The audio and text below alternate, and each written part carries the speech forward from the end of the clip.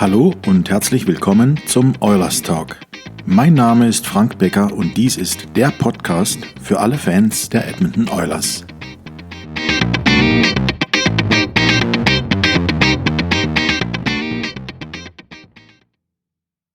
Ja, liebe Fans der Edmonton Oilers, nach langen Monaten des Wartens ist es nun endlich wieder soweit. Die NHL steht kurz vor dem Beginn der neuen Saison und zunächst einmal wünsche ich allen Hörern des Podcastes ein gesundes, glückliches, erfolgreiches Jahr 2021. Ich glaube, man kann mit Fug und Recht behaupten, dass dies verrückte Zeiten sind und das auch der Grund ist, warum es mit der NHL-Saison, mit der neuen, so lange gedauert hat. Die Pandemie hat die Welt im Griff. Und so stehen die Räder leider in vielen Bereichen still und auch die NHL hat sich eine lange Pause gegönnt.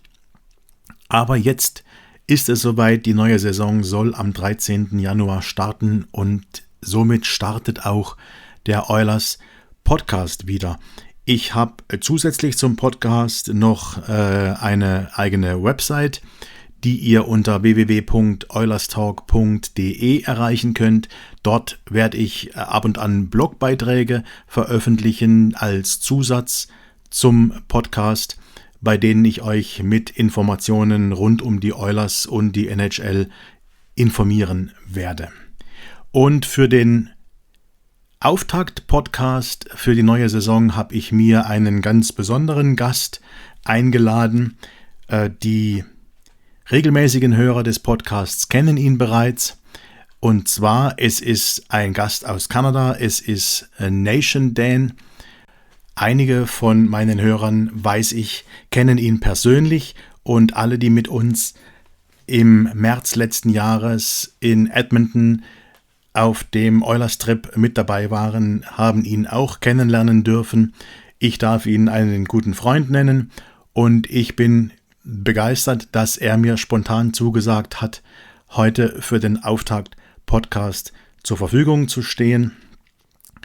NationDan ist ein Mitglied der Oilers Nation. Das ist ein mediales Netzwerk in Edmonton, das rund um die Edmonton Oilers berichtet. Und Dan ist dort einer der Eishockey-Fachleute, aber da soll er euch vielleicht gleich in der kurzen Vorstellungsrunde selber erklären. Hello Dan, nice to talk to you, nice to hear from you. How are you? How's it going? Oh, doing great, Frank. Thanks for including me in this, and yeah, we miss you guys over here. It's almost a year since we last saw you guys. It is. Last able to really speak. And what an event it was to be in Edmonton and to realize and see all you guys, see the hockey games, and then the world changed into a mess after we've left. And so how is the pandemic situation in Canada? And it's good to hear that you are in good spirits today after a big loss last night. Do you want to talk about the World Juniors first? Yeah, sure. Yeah, there's no topic is off topic here with us, but yeah, it's a slower day here in Canada. The World Juniors Team Canada lost to Team USA, which is always a tough matchup for us to lose because America is our sister rival. country, as it were. Yeah, and so we were talking a little bit before we got on the air here, and just said that the reality is the Canadian team just came up against an American team that was better than them last night, and that's okay. I feel bad for the kids, but it's one game, it's one game tournament. That's the way it goes sometimes. And when they started to come on last night, Spencer Knight was Spencer Knight that we expect him to be. So yeah, it's a tough day to be a Canadian hockey fan, but it was a fun tournament to watch all over, and it was a tournament not without its own issues and problems, like you said, with COVID and the German team was very riddled with those issues, Oh even yes. as the tournament started. So yeah, no, it was a fun night last night, and as I had mentioned to you before we got on as well, I want people that are listening to this to know that there's a lot of people in Canada that the majority of people in Canada disagree with what the media has been saying about getting rid of the German World Junior program from and the programs that are of that caliber right now. And I'm not saying that that's a bad thing, but the reality is that the German hockey program is still behind the times when it comes to the Canadian hockey program, and that's okay. You need these programs to be able to thrive and see some success. Make the quarterfinals, those kinds of things. To have the Leon Draisaitl's and the Tobias Rieders and the Dominic Cahoons of the And world the Tim come along. Stutzles. Tim Stutzles, yeah. I mean, those guys don't come along if it wasn't for Marco Sturm and Uwe Krupp and Marcel Gottsch and just trying to think of others off the top of my head. But those kinds of guys that just came over here and really endeared the German hockey program to us. I remember growing up for years, the German hockey program was always the team that you were going to come up against, and they were going to play staunch defense against you. Yeah. They were going to just be, going to shut you down all over the place. And maybe not the most entertaining hockey to watch, but they definitely competed with the Canadian teams of the world. And now you're seeing the talent rising to the top from German hockey that, previously may have found its way to soccer or football, Yeah. may have found its way to other sports. So it's something that a lot of Canadian fans and a lot of hockey fans in general we should be speaking out against, because it is silly to think that the Germans can't hang with us on something like this. Yeah, and it's good that you talk about it. And I don't know if you've seen my comment on Mark Spector about that topic. Because I think most of the Canadians don't realize how tough it is to be a hockey player in Germany or in mid-Europe anyways. We do have big problems. There's no pond hockey because we don't have the temperatures to have a pond and to have a backyard pond or whatever. So you need an arena to be a hockey player, and we don't have that much arenas. They are very, very expensive to be held, and hockey wasn't popular in the past, so that a small town wouldn't build a hockey rink or a hockey arena as it would build a swimming arena or something like that. Right. And that makes it even tougher. I mean, in Canada, I suppose from November on, you can go on the ponds, or you do have a backyard rink, and you can play hockey for about 5 or 6 months. It's not possible in Germany. All you can do is put your rollerblades on and play on the streets, and it's definitely not the same than play on the ice. And that makes it even harder to be competitive. And regarding that, I thought that our team did an excellent job. Well, maybe because they have very, very talented players with Tim Stutzle, with John Jason Paterka, Lukas Reichel, who wasn't at the tournament this year. But we're blessed with very talented players right now, and it doesn't make any sense to keep teams away from the World Junior program, because it means the world to these countries like Austria or Germany to take part in these events. And when you play bigger teams and better teams, that's when you learn, and that's when you develop your game. Well, that's about the World Juniors. Let's put that aside. Let's talk a bit about the pandemic and the fact that Edmonton became the hockey capital for the world in the last few months. How's that feeling? It's funny you asked that, because I was talking about that last night, and I was thinking about that last night.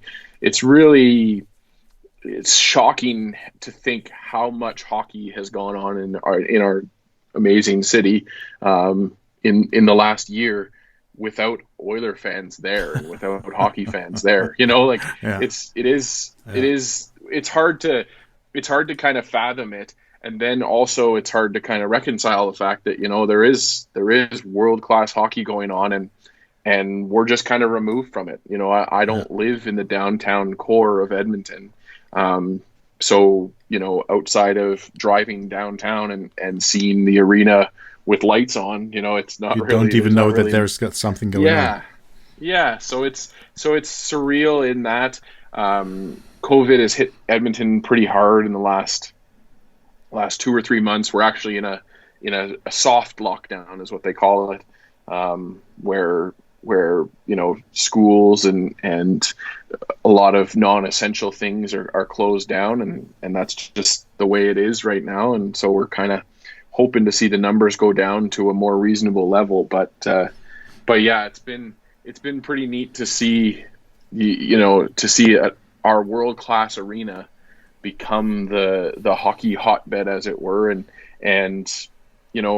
we need sports, and we need some distraction from definitely the world at large right now. And there's a lot of people in a lot of tough situations over the last year that are able to just kind of sit back and relax for 2 hours and watch a hockey game. That means the world to them, and so it's important that Edmonton was able to do this. But yeah, looking forward to getting back to even more normal when it comes to the season coming up here right away in 7 short days. Yeah, absolutely. I mean, we're in a tough lockdown at the moment in Germany. I think the situation is everywhere the same. It started the numbers of infections started to go up at the beginning of October, November. And so we're in a pretty heavy lockdown. We tried a lockdown light, that's what we call it, in November, which didn't work. And it's a pretty tough time at the moment. And you're longing for any entertainment you can get. And I'm getting sick of Netflix and Amazon Prime. So I'm really looking forward to the season beginning. And I just took my time during the hockey pause to build up a new website and do some blog articles just to entertain the people and make them being aware that season is going to start again. And this pandemic stuff is really, really annoying, to be honest. And I think it's the same with you. We all miss our team. We haven't seen. We've seen four Oilers games in the last 10 months. It's unbelievable, isn't it? Yeah, it is. I mean, we were so blessed to see the last game against Winnipeg in that nice restaurant pub. We've been to Edmonton. That was the last game of the Oilers we saw, and then we had the four games against Chicago. And let's talk about that breakdown in the play-ins. How do you feel about that? What's your opinion? There's it's one of those situations. I always kind of say that the straw that broke the camel's back was the goaltending for sure. And we talked about it with the World Juniors. You just, in those tight situations, the play-in round being only a five game series against a team in Chicago that had nothing to lose. Yeah. They had everything to gain and nothing to lose. They were sitting at home after the lockdown and the shutdown of the NHL, and I'm sure most of those players didn't think they were going to have a chance to play. So when you give a guy like Jonathan Toews and you give guys like Patrick Kane and the list just goes on, you give those guys the ability to make some noise and upset an Edmonton team that had some issues. We had Oscar Klefbom who didn't really want to come back, as we've seen now with his injury. And then he wasn't back at full percentage. So that's our number one defenseman. Well, I think the Chicago Blackhawks, they took the bull at the horn, and they just they took the opportunity they had. They were out of the playoffs, and then they got the chance with the play-ins to make the playoffs finally. And what about the rumors that our team, some of our players, haven't been in the best shape? What about the rumors about that? I try not to pay too much attention to that stuff, just because it is unreliable information in the sense that you just don't know. You don't know the whole story there. But, you know, I mean, I wouldn't blame any of them, I guess, in the sense that, you know, there was so many question marks, and you know, it was tough coming back. It was a quick turnaround. You know, we think back to it, and there was a couple of weeks where there was hints that there was going to be nothing that was going to happen, and that it was going to be, you know, roll into the next season and all this, and then all of a sudden, no, here's the playoffs and here's the format. And over about 3 days, they changed it from, you know, the Oilers being in the 4 seed to the Oilers being this 5th seed that had to play Chicago to come in. And again, like we said, you know, Chicago, you're right. Chicago took the bull by the horns. Same thing with Montreal. We saw the exact same thing with Montreal on the other side. Definitely. Everybody kind of hinted that this is a possibility, that we were going to see, you know, the Oilers and the Pittsburgh Penguins just kind of, you know, come in, and they were frustrated. They were, you know, however you want to look at it, they were dealt a bad hand, and the bad hand didn't work out for them. It didn't work out for the Canadians or the Blackhawks after that either. But, you know, you understand that's why it happened. And, you know, you're right. It was 4 games too short, and I wish we would have had more, but we had an exciting off season otherwise. And, you know, we're right back into it now. And hopefully this team can surprise a lot of people and make a lot of the Toronto Maple Leaf lovers lose their lunch when it comes to this season. Yeah, let's talk. Well, first of all, I'd like to say what helped me is just the thoughts. I had the feeling that the Oilers, after that season and the long break, they lost the momentum, they lost the flow they had from the season hockey, and it's always tough to get from 0 to 100. And I think Chicago, maybe the more experienced team, did a better job doing that. And of course, we had that first game, we had that problem with the goaltending. And I think the big mistake Mike Smith did on the first goal shook up the whole team a bit. And I think there was some factors that came together and made us screw it up. But and Chicago's not a bad team. No, right? not Chicago, at all. I mean, now you look at them without Kirby Dach and without Jonathan Toews, they're going to have some tough times this year. But that wasn't a bad team last year. So, and then you had Corey Crawford, who's had playoff experience and has been able to take his team deep. So and I think it means right. It means a world for a player to have playoff playoff experience, and especially as a goaltender, you need to know what the pressure is like, and so that's probably what came together. But looking at the new season, I mean, you Canadians, you must be thrilled with having a Canadian division. What's the feeling about it? It's mixed for sure, because it is, you know, we go from a Pacific division that had a California road trip that was going to be pretty soft this year. The Anaheim Ducks, the Los Angeles Kings, and the San Jose Sharks are all kind of in that retooling or rebuilding, if you want to call it that, phase. Arizona, you never know what team is going to show up with them year on year, and then you had Vegas, which, you know, is a tough team to play, but it's a good measuring stick for you. So that Pacific division was going to be, I don't want to say easier, but it was going to be pretty soft. Yeah. Now you look at a division that has Toronto at the top of it, and Edmonton and Calgary, you know, went and made some pretty big changes and pretty big moves. Kind of picked the carcass of the Vancouver Canucks clean, as it were, and then Vancouver's still not, you know, no slouch.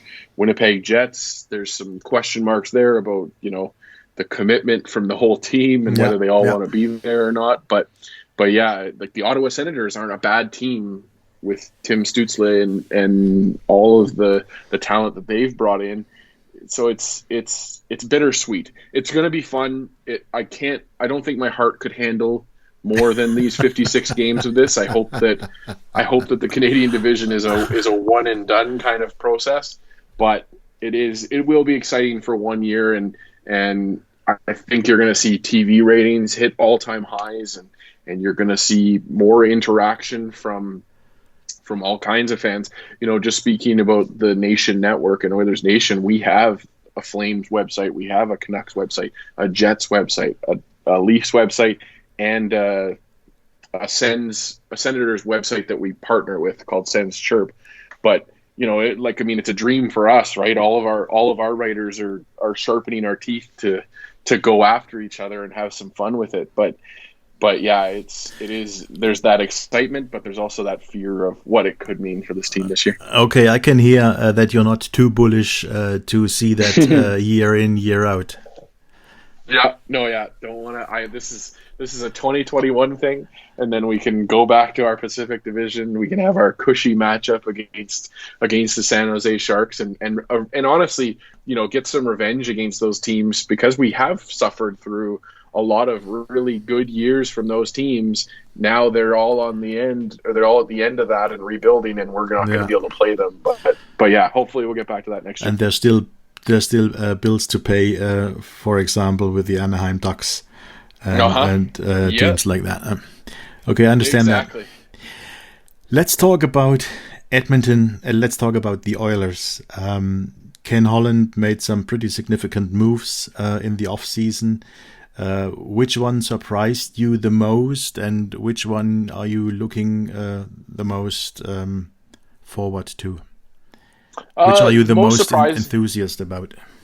Yeah, it's a great question. The most surprised, I think to an Oiler fan, they would all agree, is the re-signing of Mike Smith. Not only re-signing Mike Smith, because I could understand, wanting to go back to the goalie that you had before, and the person well, but signing him for the money that they did, which leads me into my more important kind of positive feeling, was what Ken Holland was able to do with the money with our forwards.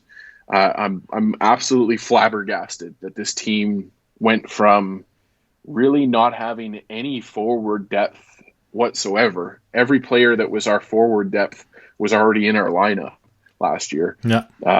Now we have 6 lines, 6 NHL lines. Yeah, we have so many options that are available to us. Not to bury the lead, but I mean, Dominic Cahoon was an amazing get for the Oilers at the price tag that they got him for. Yeah. Tyler Ennis signed for millions of dollars less than what he was expected to sign for. You have Jesse Puljujarvi coming back and ready to make an impact. His English is better. Everything about Jesse Puljujarvi has me so excited for his season this year. Yeah, definitely. It's just even his PTOs of Devon Shore, like every signing in the forward depth was unbelievable. Another kind of question mark for me was the defense, and I think he did the best he could with what was available to him. I don't think he went into this offseason planning to have to replace his number one defenseman, and I don't think he was able to do it, but the sum of the parts that he has in place now with Slater Cuckoo, Tyson Barrie, Caleb Jones, should have a better year this year. There's a lot of things to be excited about on this team. The goaltending is just going to be the biggest question mark for me. Yeah, definitely. I think that's what all experts are talking about, and I think the goaltending might be the biggest factor and the biggest issue with the Oilers. Even though I absolutely agree that Holland let Jacob Markstrom pass for that price tag, and I can live with Mike Smith coming back. I think this guy wants to prove something. I think he was not happy with his performance. He can't be happy with his performance in the play-ins. So I think he wants to prove something, and I think it's a pretty good tandem with Mikko Koskinen, and I think a big asset could be Anton Forsberg as the number 3 goalie, because he had a pretty good NHL season in Chicago 2 or 3 years ago, and he's a very, very solid number 3.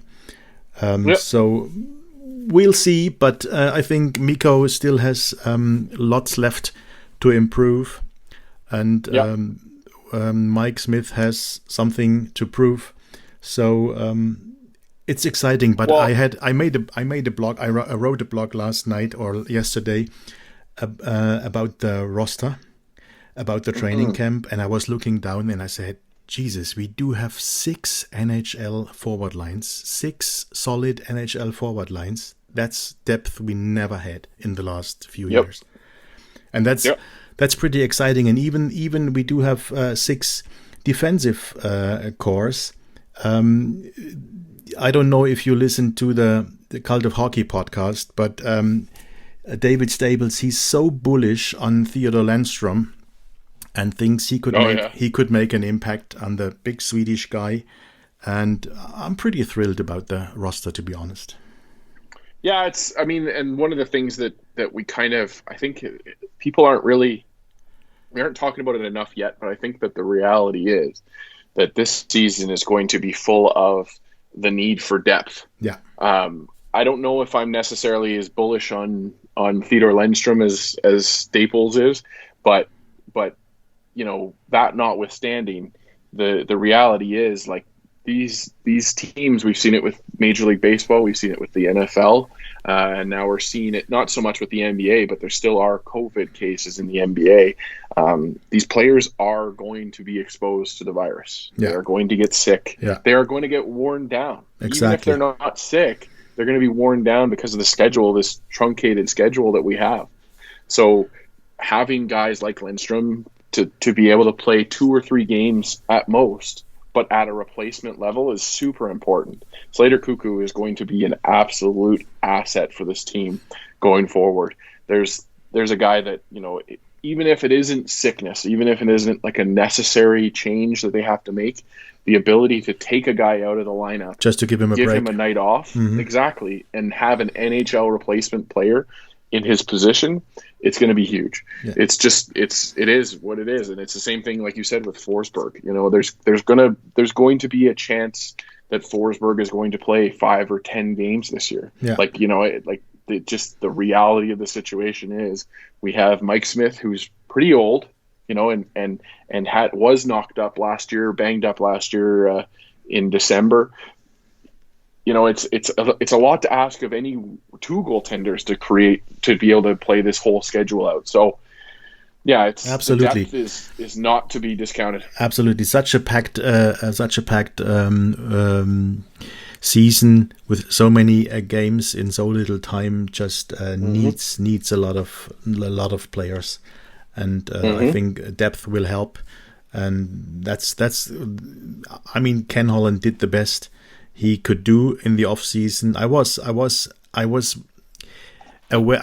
awaiting that the prices would go down for players, the contract prices would go down, but I was really surprised how much they went down. I couldn't believe how cheap Dominic Cahoon was. I didn't believe how cheap Tyson Barrie was. I couldn't believe the contract of Kyle Turris.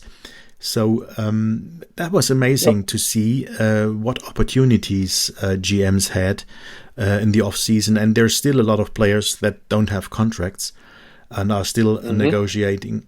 And even Devon Shore is a player who should be on any roster at this time of the year, and he's on the PTO in Edmonton, which I think is a great PTO. And we all know Ryan Stanton from Bakersfield, what he's worth.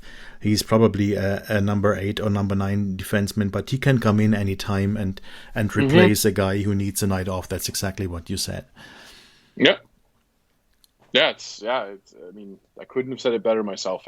I even forgot about the Kyle Turris signing when I mentioned everything, and there's a player that has some history with Dave Tippett as a head coach, and so Tippett's going to know what buttons he has to push with that player to get the best out of him. So yeah, it's super exciting this season. There's so many question marks, but in the best way possible. Yeah.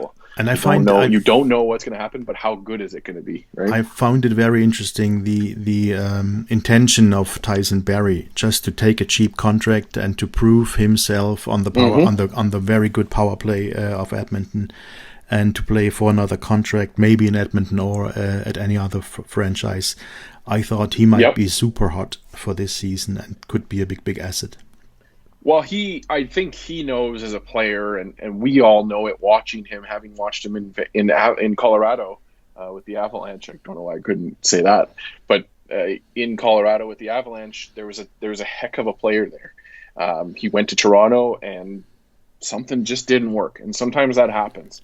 But you can't go from being an okay, good player to great player to just nothing, and not expect that to come back to the level of what we're going to get here in Edmonton with Barrie. And the numbers there, we're not expecting him to be a number one defenseman at this point, which is great. He doesn't have to be. He can be a second pairing guy. And then our power play, which was already one of the best in history, just got a little bit better with Tyson Barrie. So it's and there's no needle that doesn't trend up or at least stay level. As a second pairing D-man, he's not that exhausted on the power play like Oscar was when he played 25 minutes a game. So that could help. Yeah, it's really, I'm excited about the season. So what are your expectations, to be honest, about the upcoming season? I'm pretty strong on the Oilers Kool-Aid, as it were. I think that this team is positioned to come out of the Canadian division. I don't think that there's no team in this division that worries me against these Oilers in a 7-game series. And that's what we're going to see a lot of with the little mini series that we're going to have against each of these teams. I'm all for the media crowning the Toronto Maple Leafs. Give them the division. Like, announce it that they're winning the division already. That's good by me. This Oilers team has something to prove. This Oilers team has a Connor McDavid who's had the longest offseason in his career. Short of 4 games, but those were 4 meaningful games, and then he got more time to rest and heal up that injury. And then you have the best player in the world right now in Leon Draisaitl on this team. So it's the sky is the limit for this franchise. Goaltending is going to be the question mark for me. I think that if we see a goalie, one of the 2 goalies falter, they're going to make a deal at the deadline, and they're going to be able to make a deal at the deadline to fix that. And I don't think that'll be too hard, just because teams are going to be carrying 3 and 4 goalies. So if you're out of the playoffs, why not make a deal for one of your goalies that has an expiring contract? So I think that there's some options there for teams, for us, if we're faltering on that end, and then you hit the ground running when it comes to the playoffs. But I would expect this team to be first, second, maybe third at worst for the season going forward. Well, so you think playoffs is a given? It's never a given just because, like I said, with the goaltending, but I think that at the first sign of falter where this team dips to maybe a 5th or 6th place team, I think that's going to be, if that happened, it's going to be because of goaltending, and Ken Holland will be able to pull the trigger on something to fix that, because really this is the year, you get into those playoffs. Say we make the playoffs as a 2-3 seed. We're playing Calgary, or we're playing, a Vancouver or a Winnipeg, perhaps. Those teams don't scare me over a 7-game series. So hopefully they come out of that one, and then maybe they're playing Toronto in the second round. Toronto is a team that can't usually make the second round to begin with, but I just don't see any team beating us in 7 games. So it's hard for me to say. It's hard for me to guarantee playoffs, but I think that Ken Holland, I'm confident enough in Ken Holland to make a move if there is an opportunity to be made. And then the playoffs and the sky is the limit. You beat the Canadian division, you come out on top and you're in the semifinals. You're up against that Western Division team, which is probably Vegas, and then it's the Stanley Cup Finals. So it's going to be an exciting year for sure. I think the biggest challenge in the playoffs might be coming out of the Canadian division and then meet a team you haven't met the whole season. I think that could be very challenging. 100%. Because you don't know what is waiting for you. You haven't played the team. It means a lot for the coaches to scout the team you're playing against when you come out of the Canadian division. Mm-hmm. I think that's the most interesting part of the playoffs: seeing teams meeting other teams they haven't met the whole season. Yeah, exactly. Yeah, this is going to be it's a fantastic point that this is going to be a different season in that sense, because it is just you're going from playing these teams at least 10 times. So if you go in the playoffs, you played those teams 14, 15 times in a year, and then all of a sudden you're up against a team that you haven't seen for a calendar year and more. So yeah, it's a good point. It's a fair point. Then it comes down to coaching, and it also comes down to what the season was like. Yeah. The grind that you went through versus the Vegas grind, which was maybe not as tough. So have you faced adversity, or has anything gone smooth like it did with the Canadian junior team? Yeah, and then you hit adversity the first time in the final, and then you fall off the cliff. Yep, you're right. Dan, have you done anything health-wise to overcome 10 battles of Alberta? Have you done any preparations? Well, getting a defibrillator or something like that? Yes, no, it's there's definitely some substances and some things that'll help ease the nerves, but yeah, I'm as a person that as an Oilers fan first, but as a guy that runs hockeyfights.com, I'm super excited for the Flames and Oilers. I hope that it doesn't turn into a slobber fest of punching each other right off the bat. I think we could do with a couple of just skill games to start out, where I think Edmonton comes out on top. But yeah, I can't imagine. That's the one scary thing for all these teams that we have to play is there's players on all those teams that are those pests. You've got the Matthew Tkachuk, you got Corey Perry in Montreal, you got Brady Tkachuk in Ottawa, to a lesser extent, of course, than Matthew. There's guys that are going to stir it up and cause some issues for Leon and for Connor, and hopefully the rest of the team can rally, but do it in such a way that doesn't hurt the franchise and doesn't hurt the Oilers in the long run. The biggest concern is that the rivalry takes over the command, and then there is too much pushing and shoving, and they forget to play hockey because of all the rivalries. I think that's a big concern, and that's up to the Cassian thought. Yeah, that's up to the coaches again then to keep him concentrated on playing hockey. Yeah, because every game is a 4-point game this year. I can't wait to hear Jack Michael's call the games against Calgary. It's just amazing. Personally, I love him.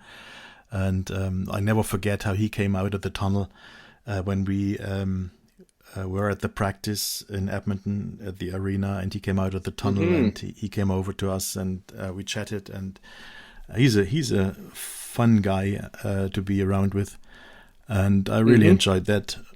He's a legend in Germany. He's a legend.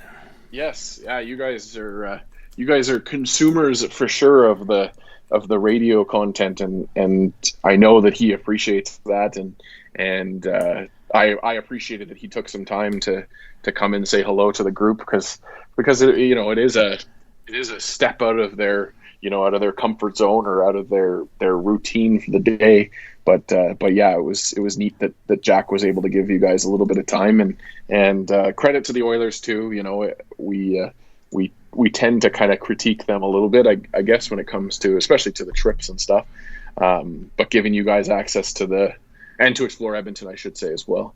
But giving you guys access to the practice there, and being able to to have that opportunity was neat for you guys, and honestly neat for us, because we don't get those opportunities unless we had you guys there. So it's That's awesome. You scratched our back and we scratched yours. I never forget the moment when we took that group picture at the arena, and Jay posted it on Facebook or somewhere and said, "Mother, I made it. Finally, I made it on the Oilers website." That was just so funny. And I couldn't believe that the Oilers never reached out to Oilers Nation. I think that's kind of making the team more popular when there is a kind of working together, because you are the fan base, and that's ridiculous that they just leave you aside and don't cooperate with you.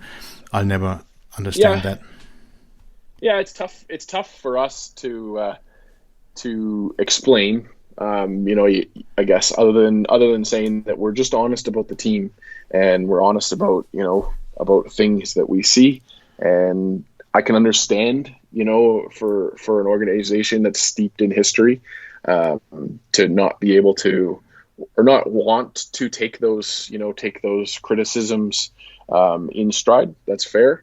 But you're right. I mean, seeing that whole group being photographed, and no credit to you guys really for the money that you guys spent coming over here, and the money that you guys put into the Edmonton economy, and and the love that you showed Edmonton, and just everything about it. There was no mention of that. But that's not why we do it, right? It's not why I was in Germany in the first place. When I came to Cologne, I was there to be an Oilers fan because I love the Oilers, and it was just neat to be able to meet you guys, and we made a fast friendship. And as I said a couple times that day, and then that night at the bar afterwards, we were friends, and we just didn't know it because we have the commonality of being Oilers fans. And you see what that relationship and what that friendship has created now. Here you and I are talking. It's 11 o'clock in the morning in Edmonton, and it's 7 o'clock at night. 7 o'clock, 7 o'clock at night in Germany. So, but here we are. We're both talking Oilers, and we both love it. And then you're going to have hundreds of thousands of people listen to this afterwards, hopefully, and be able to. But and that's the goal, Frank. That's the goal. You just keep, of course, you keep doing it. And I've seen your blog, and I've read your blog, and that's the power of.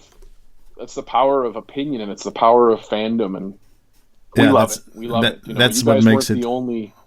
Sorry, go ahead, Frank. I have so much pleasure doing the podcast and doing the blogs, and knowing and getting the response that the people like it, and they like to read it, and they can't wait until the next podcast comes out.